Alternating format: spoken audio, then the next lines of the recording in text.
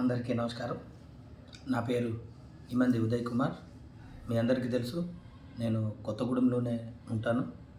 Ushodaya publicity's పేరుతోటి flex printing వ్యాపారం చేస్తూ ఉంటాను. అట్లాగే నేను దాదాపు 20 ఏళ్ళుగా జర్నలిస్ట్ వృత్తిలో కూడా పనిచేస్తూ ఉన్నాను. నేను మొన్న జరిగిన అసెంబ్లీ ఎన్నికల్లో కొత్తగూడెం నియోజకవర్గం నుంచి ఇండిపెండెంట్ అభ్యర్థిగా పోటీ చేశాను. మీ అందరూ ఆదరించి దాదాపు 900 ఓట్లు నాకు వేయడం జరిగింది కొత్తగూడెం నియోజకవర్గంలో. అదేవిధంగా నేనేమి ఎవరికి ఒక్క రూపాయి కూడా పంచిపెట్టలేదు. రూపాయి పంచడం అనేది మంచి సాంప్రదాయం కాదు. భారత రాజ్యాంగం మనకు కల్పించిన ఓటు హక్కును మనం సక్రమంగా వినియోగించుకోవాలి.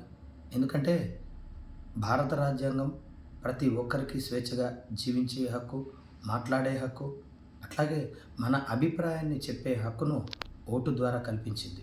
కాబట్టి తప్పనిసరిగా మనకు ఎంతమంది పోటీ చేసినా ఈ రాజ్యాంగం అందరికీ ఆమోదం తెలుపుతుంది.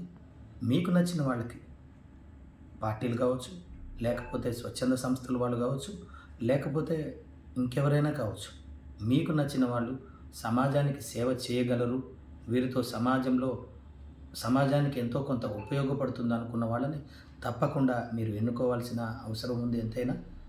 అదేవిధంగా ఇప్పుడు జరుగుతున్నటువంటి ఈ పార్లమెంటు ఎన్నికలలో లోక్సభ నుంచి ఖమ్మం పార్లమెంట్కి దాదాపు 36 మంది పోటీ చేస్తున్నారు. ఇందులో మీకు నచ్చిన ఏ పార్టీ వ్యక్తి కావచ్చు, లేకపోతే స్వతంత్రులు కావచ్చు, ఎవరినైనా కూడా మీరు నిర్భయంగా మీరు ఎన్నుకునే అవకాశం ఉంది. భారత రాజ్యాంగం మనకు కల్పించిన హక్కు కాబట్టి దీనిని ప్రతి ఒక్కరు కూడా వినియోగించుకోవాలి. లేదు, మీకు ఉన్న నాయకుల పట్ల, లేకపోతే వాళ్ళ ఉన్న వైఖరి పట్ల మీకు నచ్చనట్లయితే రాజ్యాంగం మనకి కల్పించిన హక్కులో చివరగా నోటా అనేది కూడా తీసుకొచ్చింది.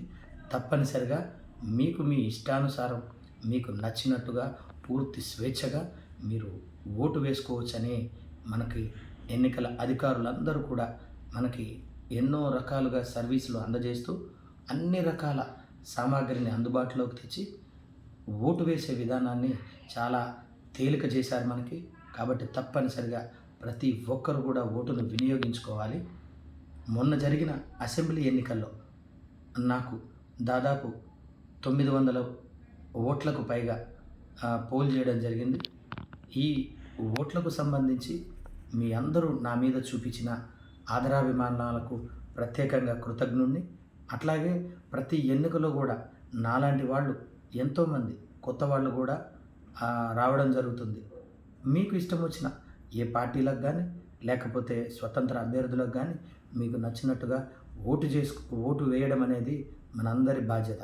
తప్పనిసరిగా ఓటు వేయాలి. ఓటు మన భవిష్యత్తు తల రాతను, మన రేపటి భవిష్యత్తును కూడా మార్చే అవకాశం. ఓటు అనేది ఒక వజ్రాయుధం అని తెలుసుకోవాలి.